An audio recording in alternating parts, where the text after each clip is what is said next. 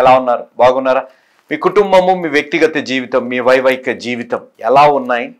ఎవరి ద్వారా నడిపింపబడుతున్నాయి? ఈ ప్రశ్న చాలా ప్రాముఖ్యమైనది. మీరు ఎలా ఉన్నారో మీకు తెలుసు, దేవుడికి తెలుసు. మీరు మాతో పంచుకుంటే మాకు తెలుస్తాయి. కానీ ఎవరి ద్వారా నడిపింపబడుతున్నాయి అనేది ప్రాముఖ్యంగా మీకు తెలుసు, దేవుడికి తెలుసు. ఈరోజు మీరు ఆలోచించవలసింది, పరిశుద్ధాత్మ దేవుడి నడిపింపులో మనం జీవిస్తున్నాము. మానవుడు చేసే ఒక పెద్ద తప్పేంటిదో తెలుసా? దేన్ని ఏదైతే వాడుకోవాలో దాన్ని పూజిస్తున్నాడు, దేన్నైతే పూజించాలో దాన్ని వాడుకుంటున్నాడు. నేను చెప్పేది అర్థమవుతుందా? దేన్నైతే వాడుకోవాలో దాన్ని పూజిస్తున్నాడు, దేన్నైతే పూజించాలో దాన్ని వాడుకుంటున్నాడు.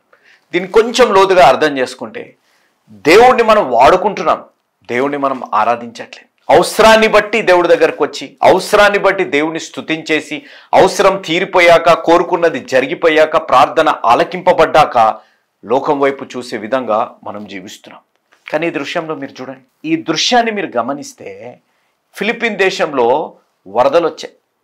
వరదలు వస్తే వారు చేసిన పని దేవుణ్ణి స్తుతించడం మాత్రం వారు ఆపలేదు. ఆ వరదలలో, ఆ నీళ్లలోనే నిలబడి దేవుణ్ణి స్తుతించడము అనేది జరుగుతుంది. ఈరోజు మానవుడిగా మన జీవితాల్లో ఒక్కసారి ఆలోచించాలి.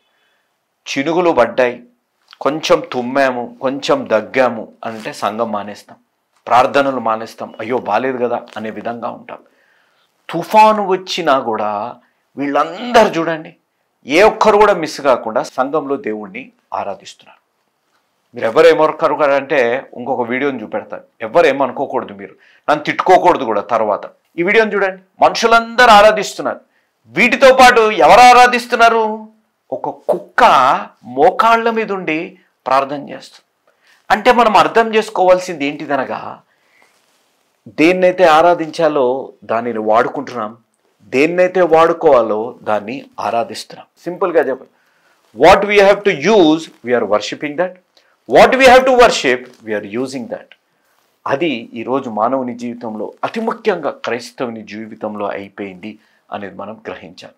అలాంటి పరిస్థితుల్లో మీరుంటే, మీ కుటుంబం, మీ వైవాహిక జీవితం, మీ వ్యక్తిగత జీవితం, మీ ఆత్మీయ జీవితం పరిశుద్ధాత్మ దేవుడి ద్వారా నడిపింపబడకుండా, మీ అవసరాలను బట్టి, మీ పరిస్థితులను బట్టి, మీ మనస్తత్వాలు, మీ ఆలోచనలు, మీ కోరికలు బట్టి నడిపింపబడుతుంటే, అలాంటి నడిపింపులో మీరు ఉండకుండా పరిశుద్ధాత్మ దేవుడు నడిపింపులో మీరు ఉండాలి అని చెప్పి మీ ప్రియతమ అన్న జోషన్న గారు, మనందరి కుటుంబంలో ఒక సభ్యుడిగా, ఒక అన్నగా, అందరి ఆత్మీయ జీవితంలో ఉన్న జోషన్న గారు స్థాపించిన యేసు అనుచరులు అనే ఈ పరిచర్య మీ కొరకు ప్రతిరోజు 4 పూటలు, ప్రతి శనివారం మీ కొరకు మేము ఉపవాస ప్రార్థనలు చేస్తున్నాం. ఇంత గొప్ప అవకాశాన్ని దేవాతి దేవుడు మాకు దయచేస్తున్నందుకు క్రీస్తు నామమున ఆ తండ్రి అయిన దేవుడికి ఎంతో వందనాలు, కృతజ్ఞతలు చెల్లించుకుంటున్నాను. మీరు మరవకండి, పరిశుద్ధాత్మ దేవుడు నడిపింపులో మనం జీవించాలి.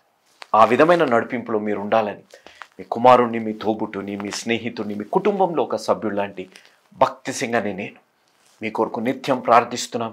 మీ జీవితాల్లో దేవుడు నడిపింపులో ఉండాలి. పూర్ణ హృదయం, పూర్ణ ఆత్మతోని, సత్యముతోని దేవుణ్ణి ఆరాధించాలి. దేవుణ్ణి ఒక వాడుకునే వస్తువులాగా వాడుకోకుండా పరిశుద్ధాత్మ దేవుణ్ణి పరిశుద్ధతతో మీరు ఆరాధించాలి. వాడుకునే వాటిని ఆరాధించకుండా ఆత్మీయంగా మీరు జీవించే అనుభవంలోకి దేవుడు మిమ్మల్ని నడిపించునుగాక. ఆమేన్.